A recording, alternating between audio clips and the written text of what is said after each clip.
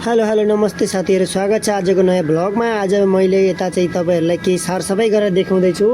यहाँ चाहिँ यो फर्सीको बोटाहरू फल लाग्ने, कुहिने, झर्ने भएर यो फल लागेको छैन, खालि बुढबाड मात्रै भएको छ। त्यही भएर यसलाई काटेर हटाउने भन्ने आज मैले प्लान बनाएको छु।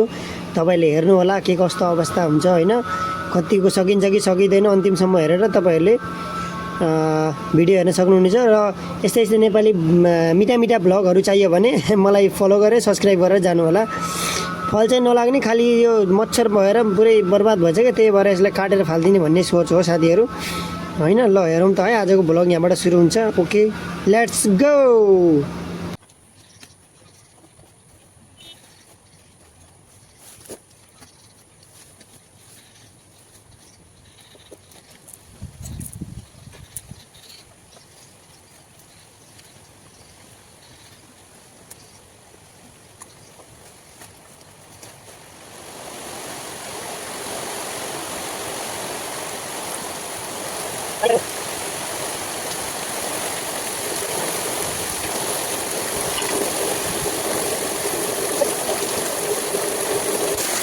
र साथीहरु देख्न सक्नुहुन्छ पानी एकदमै खतरनाक तरिकाले परिसकेको छ। र म चाहिँ अहिले कामसाम छोडेर हैन यो यता साइडमा आएर बसेको छु।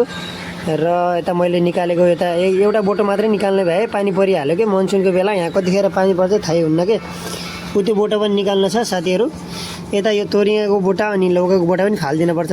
दुईटा लौका फल्यो हैन, त्यसपछि केही फलेन यार। यस्तै भयो, यहाँको माटै नराम्रो हो कि खै के हो, मैले नजाने हो कि के हो यार हैन। भिन्डीको बोटा चाहिँ एकदम गजब भएको छ हैन साथीहरु, तपाईले देख्न सक्नुहुन्छ। र अब आजको कार्यक्रम चाहिँ यति नै हो साथीहरु। भ्लग भने सानो भयो, त्यही पनि ठिकै छ हैन। अब आजलाई अब यति नै हो। मेरो भिडियो यतिसम्म हेरिदिनु भएकोमा थ्यांक यू सो मच। र फर्सीको मुन्टा तपाईहरुले देख्न सक्नुहुन्छ, यति पाएँ मैले काटकोट पार्दाखेरि हैन। अब आजको लागि यो भ्लग यति नै, थ्यांक यू सो मच। यतिसम्म हेरिदिनु भएकोमा। पानी चाहिँ एकदमै लास्टै परिरहेको छ। आजलाई चाहिँ यति काम गर्नुपर्छ, भोलि फेरि बेर्न सार्न छ। अनि यो के भन्छ तोरियाको बोटा, यो कपला पनि झडेछ मेरो। तोरियाको बोटा पनि उखाल्नु छ हैन। यो चाहिँ अब यस्तै हो। अब भोलि बाँकी भ्लग चाहिँ भोलि आउँछ है। तपाईहरुले मलाई फलो सब्स्क्राइबहरू जे गर्न सकिन्छ गर्नु होला। र शेयरहरू गर्नु होला है। नेपाली भएर नेपालीको जस्तो सपोर्ट गर्नुपर्छ साथीहरु। यता सिमीको बोटा पनि फल्दैछन्, तपाईहरुले देख्न सक्नुहुन्छ।